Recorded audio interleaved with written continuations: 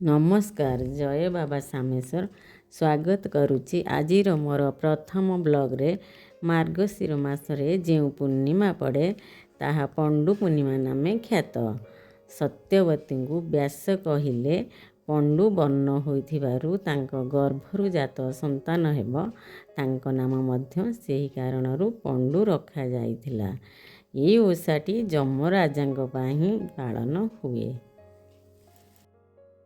ରେ ଉଠି ଫୁଲ ତୋଳି ଆମ୍ବ ଡାଳ, କୋଳିପତ୍ର, ଦୁବ, ପୂଜା ଉପକରଣର ଫୁଲପତ୍ରମାନଙ୍କୁ ଆଗ ଆଣିଲି। ତାପରେ ମୋର ନିତ୍ୟକର୍ମ କରି ଗାଧୋଇ ଆସି ଘର ଧାନ କୁଟି ରଖିଥିଲି। ଅରୁଆ ଚାଉଳକୁ ପାଣିରେ ଭିଜେଇଲି।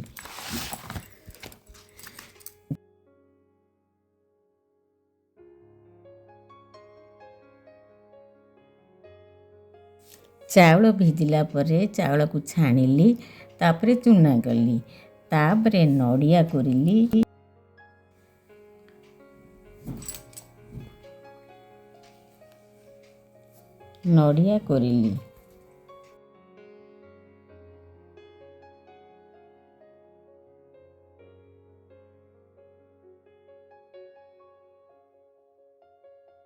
ଗୋଲମରିଚ ଅଳେଇଚ ଭାଜିକି ରଖିଲି।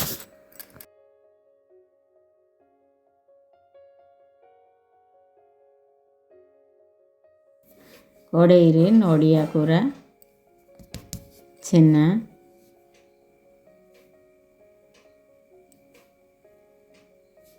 ଗୁଡ଼ ପକେଇକି ପୁର ଭାଜିଲି।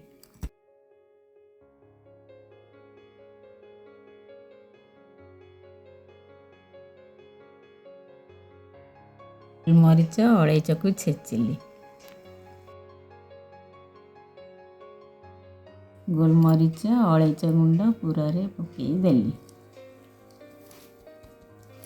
ପ୍ରସ୍ତୁତ ହୋଇଗଲା।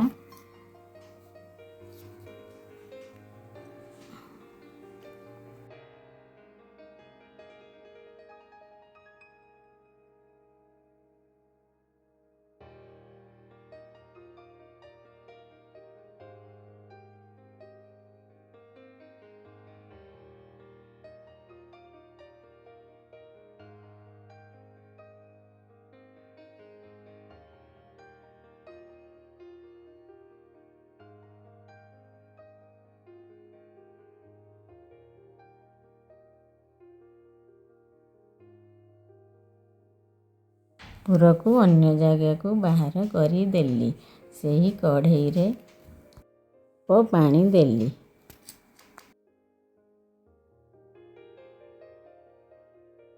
ପାଣି ଫୁଟିଗଲା ପରେ ଲୁଣ ଅଳ୍ପ ପକେଇଲି।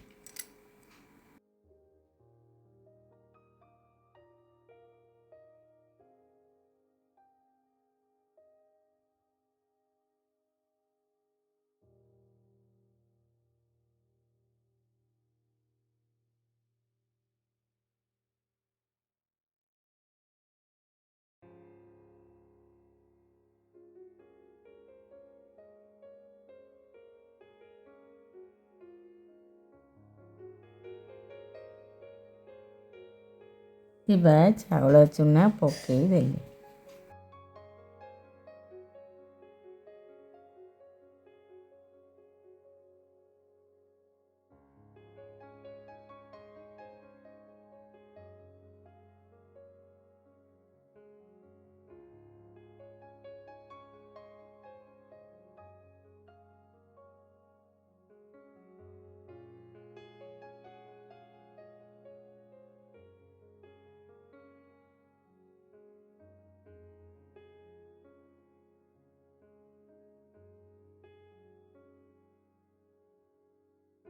ଭଲସେ ଚାଉଳ ଚୁନାକୁ ଜନ୍ତି ଦେଲି।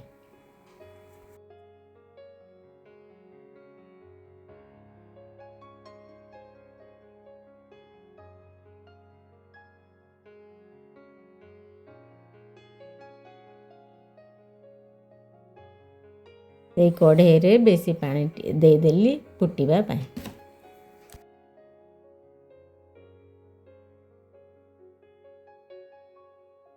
ଜନ୍ତାକୁ କାଢ଼ିକି ଆଣିକି ହାତରେ ଦଳିଦେଲି ଭଲସେ ନରମ ହେବା ଲାଗି।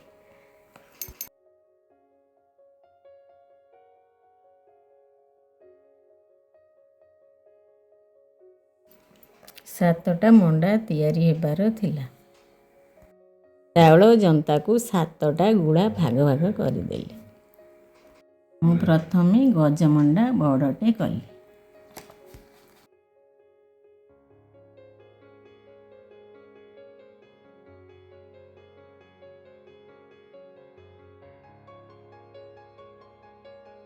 ଗଜମଣ୍ଡାରେ ମୁଁ 7 ଥର ପୁର ଦେଲି।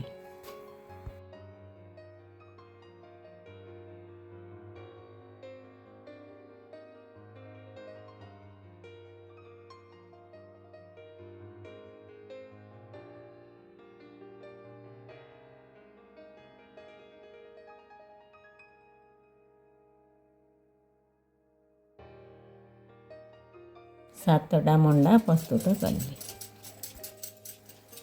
ମଣ୍ଡା ସାଙ୍ଗରେ ବି ଗୋଟେ ଗଇଁଠା ତିଆରି ହୁଏ। ମଣ୍ଡା 7ଟା କଲି, ଗୋଟାଏ ଗଇଁଠା କରିଥିଲି। କଢ଼େଇରେ ପାଣି ଫୁଟି ଆସିଲାଣି। ଗବ ଗବ ହେଲା ପରେ ମୁଁ ଗୋଟେ ଗୋଟେ କରି 7ଟା ମଣ୍ଡା ପାଣିରେ ପକାଇ ଦେଲି।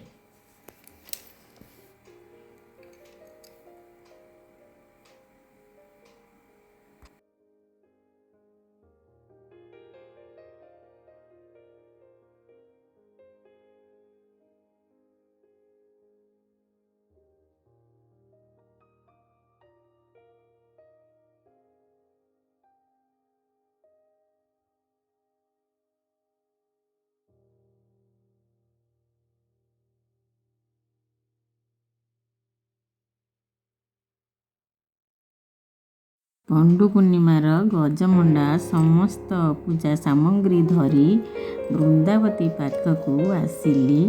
କଞ୍ଚା କ୍ଷୀର ମହୁ ମିଶାଇ ଗୁଆକୁ ଗାଧୋଇ ଦେଲି। ତୁଳସୀ ଗଛ ମୂଳରେ କଞ୍ଚା କ୍ଷୀର ଢାଳିଲି। ପ୍ରଥମେ କଳସ ବସେଇଲି। କଳସ ପାଖରେ ପ୍ରଥମେ ଭୋଗ ଦେଲି। ଭୋଗ ନୈବେଦ୍ୟ କରିସାରି ଜହ୍ନକୁ ଭୋଗ ଥାଳି ଧରି ଅର୍ଘ୍ୟ ଦେଲି। ଅର୍ଘ୍ୟ ପରେ ଆଳତି କଲି।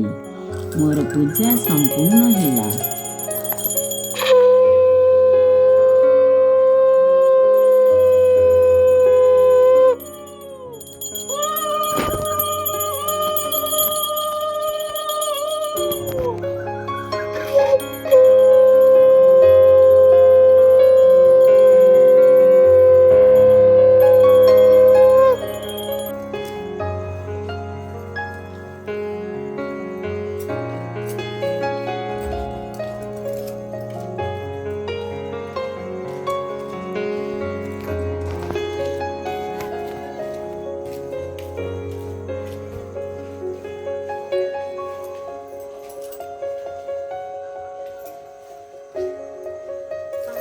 आशा करुछि मोर भिडियोटी भल लगी।